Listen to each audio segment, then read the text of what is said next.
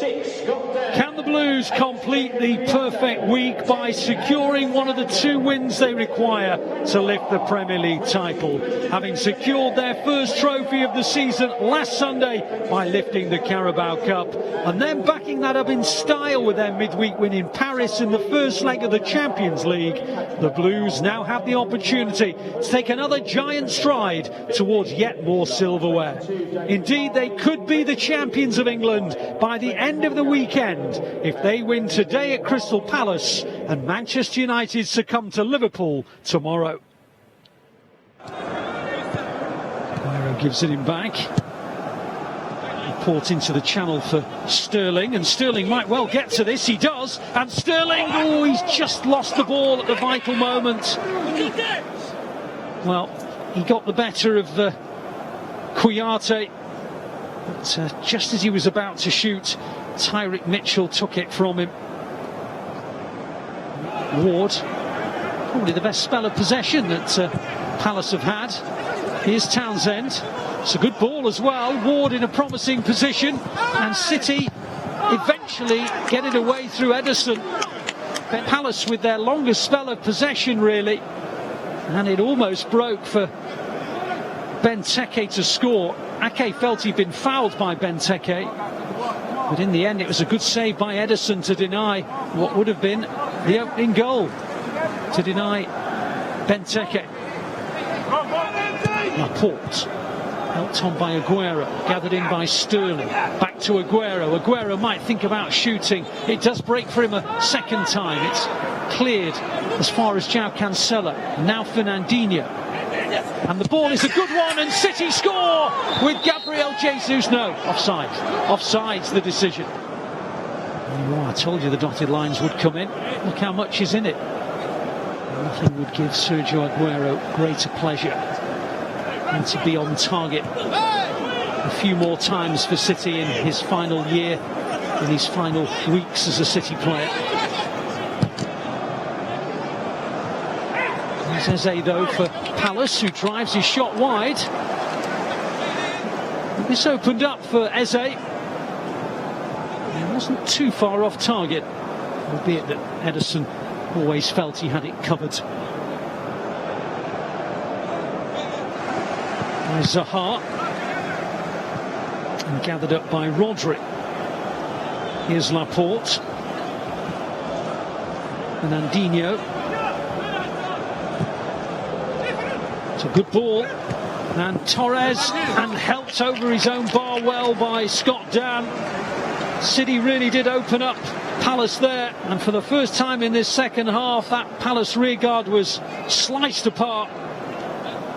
Torres helping it in towards where he hoped maybe Jesus would get on the end, and it was headed over the top of his own net. Laporte, Mendy, hard and low, Aguero, vintage Aguero. Oh my goodness me, he is without doubt the best finisher that City have ever had in their history. And goals like that are just a reminder of what an amazing 10 years he's had for the club. Superb strike from Sergio Aguero. Goal number 258 in all competitions for the Blues. And that is a special finish from a special player.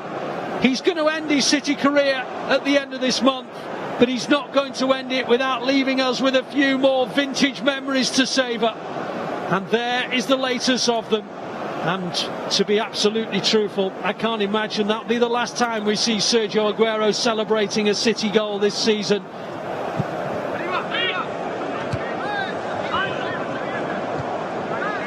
Super goal, wasn't it? And little more than the Blues have deserved for their excellent approach play. And they may be able to get a second here. Torres, 2, City 2 goals in, 60 seconds? And the Blues on the way, it seems, to the 3 points that edges them ever closer to the title. City looking to record their 19th successive away win. And with Aguero and then Torres just a minute apart, they're in total control of this one. Palace 0, City 2, 3 points closer to becoming the Premier League champions again. While City was celebrating, holding midfielder coming off and a left wing back come left winger coming on. City looking for a third, and Raheem Sterling might get it. Oh, it's the inside of the post. Torres then drills it across the face of the goal, and it's just not happening for Raheem Sterling. Lovely through ball which he took in his stride.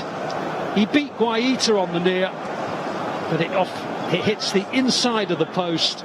Rodri waiting as ever.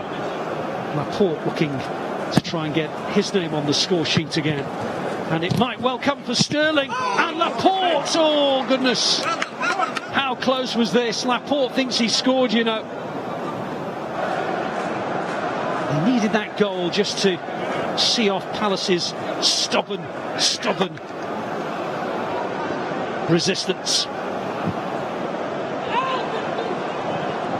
As the ball's played into the path of João Cancelo. Ooh, what a chance it was to make it 3.